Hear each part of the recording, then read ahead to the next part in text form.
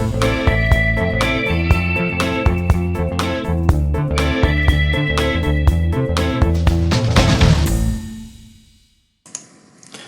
my name is Benjamin Constantin, and for today I will present the paper called A Novel 3D Body Attitude and Gyroscope Bias Estimating Algorithm.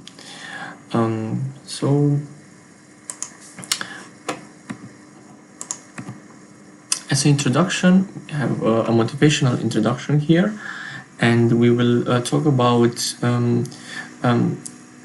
data quality, reliability, unmeasured state estimation, and increased coverage. So for the data quality, sensor fusion is very helpful. Basically, we can do an average, a very simple, basic fusion, and do an average with some correlated signals and reduce the noise factor. This method works only with uncorrelated signals. When dealing with correlated signals, measurements like a magnetometer built into a device, adding more and more sensor will not help, since the disturbance is in close proximity. One solution would be to move away the sensor from the disturbance, but this is not possible in many scenarios. Adding also a low-pass filter may not be feasible either, because we'll add delay and the measurement less responsive. Another option would be to fuse the magnetometer with gyroscope. Adding another sensor type, we can, even if the sensor is noisy as well, to break the correlation measurement and use the sensors to calibrate each other. If the magnetometer indicates a change in the magnetic field, the gyroscope can be used to confirm if the change came from the sensor itself or just from the noise. There are lots of algorithms like Kalman filter, which has also a mathematical model built into it, into the system. It is very helpful to have sensors fused together and also knowledge about the physical world. Now, how we can increase reliability? Adding an array of the same type sensor may have a lot of benefits, like having a backup if one or more sensor fails. Even if the quality changes, we may still have a good measurement to operate with the system in safe conditions. A data comparison can be done also to discard the sensors who sense different than the others by a voting algorithm. The major problem here again is that there is a high risk if the sensors fail, if all sensors fail temporarily or permanently at the same time, for example due to frozen environment or some other reasons. A suitable option would be to combine different sensor types, for example, detecting the airspeed. We can, for a moving aircraft, we have GPS, wind model, and some airspeed sensors. Now, also another point is unmeasured states estimation. This is very useful when the system does not have a sensor that can directly be measured measure the state that we are interested in. For example, one single camera can measure a distance to an object, but with two cameras, by measuring the relative distance between two images at different angles, we can calculate the distance to that object. And the last point would be increased coverage. For example, to increase the field of view for a park assist feature in automotive industry, even if there are not too complicated algorithms, it is very important to map the entire region surrounding the car to identify where the object is relative to the car. Let's move on. Now, as a problem definition, at this point, we already know some of the benefits of the sensor fusion. This paper is about controlling, let's say, a flying machine. So we will focus in more details on sensor fusion applied to estimate the orientation, also known as attitude and heading reference systems. There are some options to use when addressing this task. We can use a satellite with a star tracker to measure the attitude relative to the star field. An airplane can use an attack sensor to measure the angle of the wing relative to incoming airstream. This paper will focus on the sensors that are present in our daily devices like accelerometer, gyroscope, and magnetometer. When we are talking about orientation, yes, we say that how far is the object rotated away from the known reference. For this we choose DCM, a direct cosine matrix representation, or a quaternion, or roll, pitch, and yaw. Let's assume that we want the orientation of the phone stationary on the table. We do have the fixed reference systems, as can be seen in the image, north, east, and down, and the system X, Y, and Z attached to the phone sitting on the table. In order to find the absolute orientation, we can use a magnetometer and an accelerometer. With the accelerometer, we can measure the acceleration, which is the opposite to gravity, and with the magnetometer, we can measure the magnetic field to determine north. The magnetic field points to north, but also up or down, depending on the hemispheric region. And from here, we can calculate, at this point, we can build the DCM from north, east, and down vectors. Nevertheless, there are some drawbacks to this implementation. One problem consists in the fact that the accelerometer not only measures the gravity, but also the linear acceleration. In consequences, if the object is moving, the estimate is affected. Also, if the accelerometer is not mounted in the center of the rotation when the system rotates, an acceleration is measured. Second problem is that when approaching a magnet near to the sensing unit, the magnetic readings are disturbed, which will lead also to a wrong estimation. First, let's address the magnetometer problem. If the magnetic disturbance is part of the system and rotates along with the magnetometer, can be easily calibrated. This perturbance is called hard iron source and soft iron source. Now, a hard iron source, it's when the system generates its own magnetic field, like a magnet inside an electric motor or a coil that has a current running through it.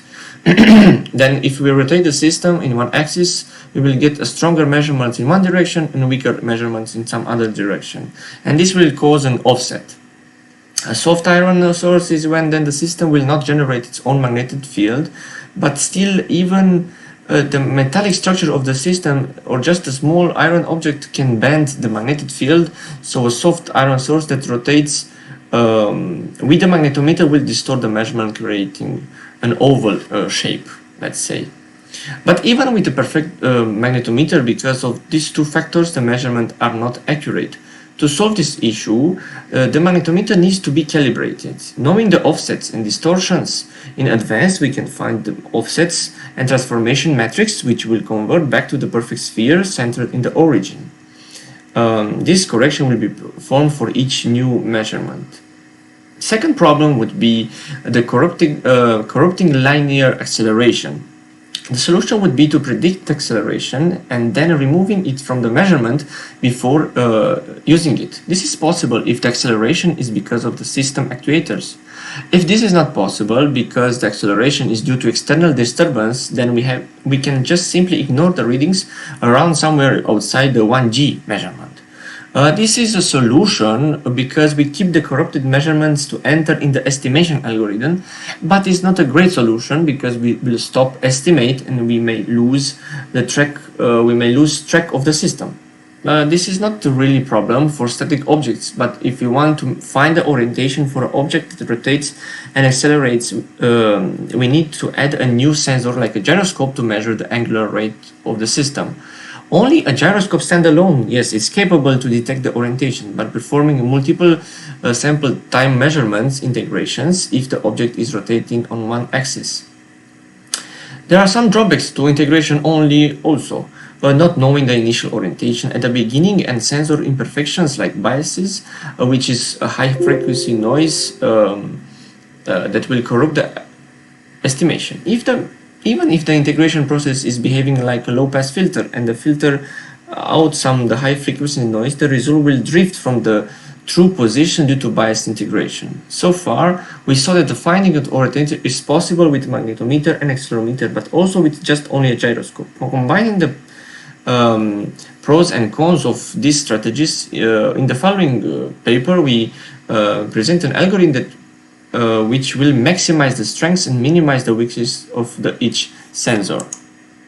So we have the general notation here, the world system coordinate system, and with C1, I1, G, and K. The coordinate system attached to the rigid body in point C1 and denote as following, as you can see in the picture. Then we have the equations which we can obtain the rotation matrix as follows, where I, J, and K we rotate for each axis, and we denote this the rotation matrix as R. We suppose the C1 is the center of the mass of the rigid body with the coordinates X, Y, and Z in the world frame, and P is the point of the rigid body having the coordinates XP, Y, and ZP in the rigid body coordinate system. Okay, then we can write the coordinates in the world frame of the point. The world frame of the point P belonging to the rigid body can be found as follows. Then we can say that the vector of coordinates in world frame of the vector C1P is RT. We can write the OP distance as can be seen here. OP is OC1 plus C1P, and explicitly said we can go on and we can say that let X, P, O, Y, and Z to be the coordinates of the OP in the world frame. And our problem of attitude estimation consists in estimating the matrix R. Now, coming to the nonlinear estimator, there are many algorithms in literature concerning the above problem. The focus is on a particularly one which exploits a known result from mechanics. It's the existence of the vector omega, an angular velocity which is expressed as follows. So R dot is the skew symmetric matrix of the omega multiplied with R. At any instance t where omega skew symmetric matrix, we denote the skew symmetric form of the vector omega t. We call the measure vector omega b, hence omega it's R multiplied with omega b. It's after some calculations we have the following model for the measurements, where omega b is omega hat, which is equal to the omega plus a bias. As can be seen, omega is the true value of the angular velocity, and b is the slow moving bias to terminal drift that we will consider constant.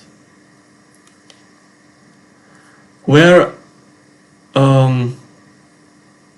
AZ, Y, and Z, MM are the accelerometer respectively and the magnetometer readings. For simplicity, we assume that the readings are already filtered and they do not drift. The drawback of these sensors is they do not respond well to fast movements, and they can be relied upon only for the steady-state measurements.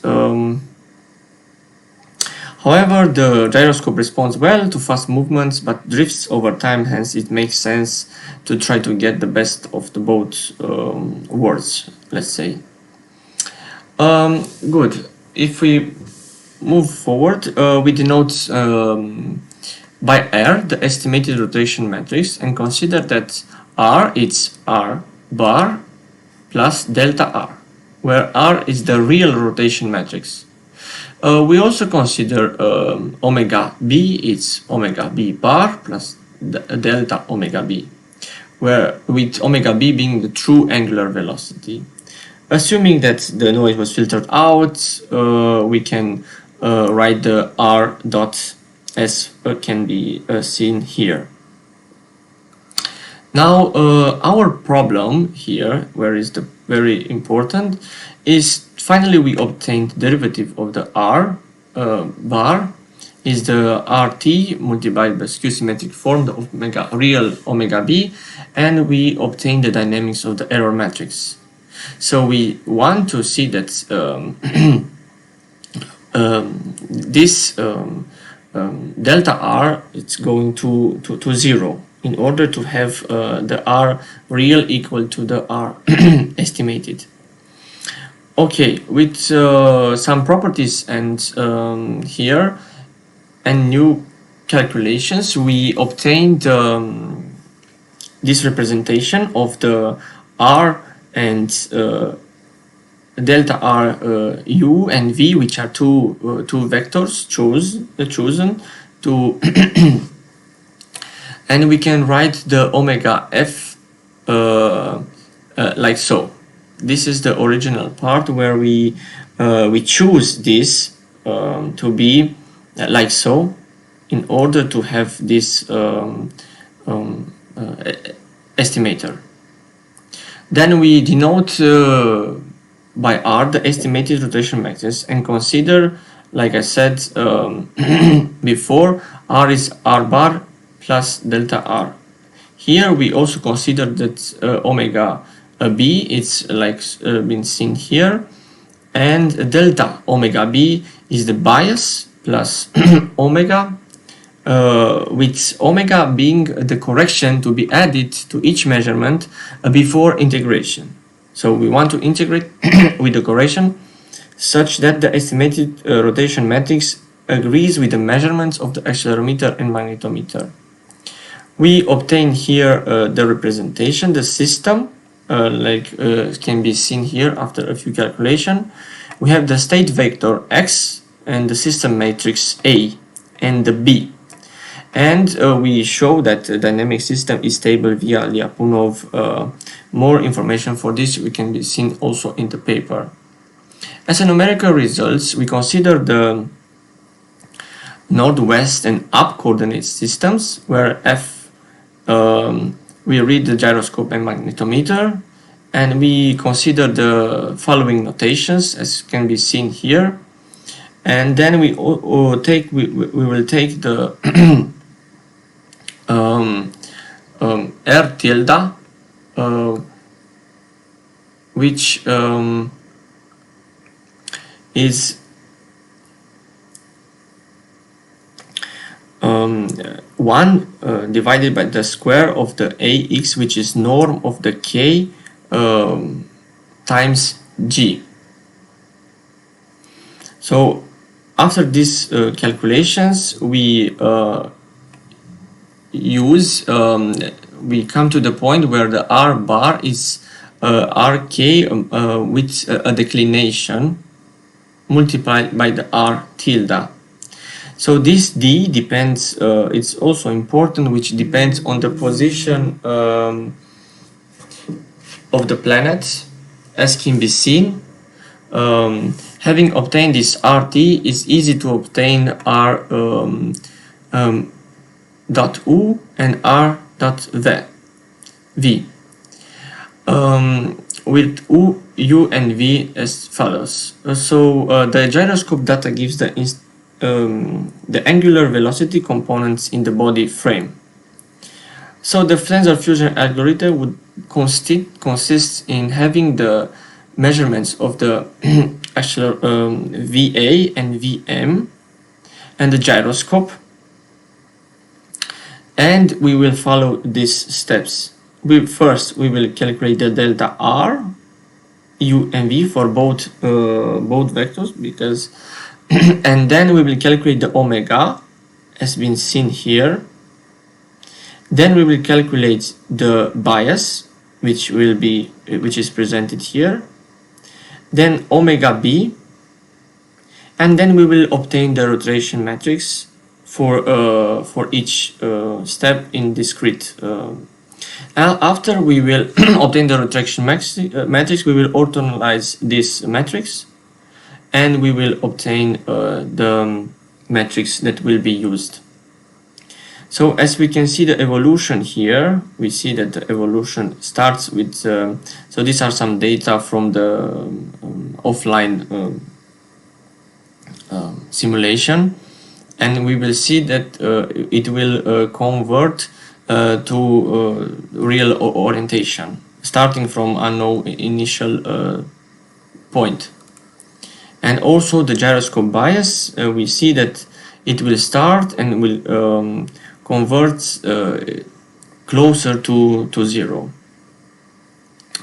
So I think for conclusions, we provided some theoretical proofs that our proposed sensor fusion filter converges, and we've implemented the presented algorithm to estimate the attitude based on some actual sensor readings. We also presented the needed computation for correcting the magnetometer readings such that to obtain the direction points toward the true north.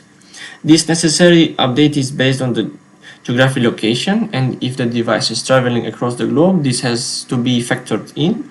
However, this information is more essential for navigation than for stabilizing locally robots. For future work, one would be interested to consider the situation when additional accelerations are read by the accelerometer.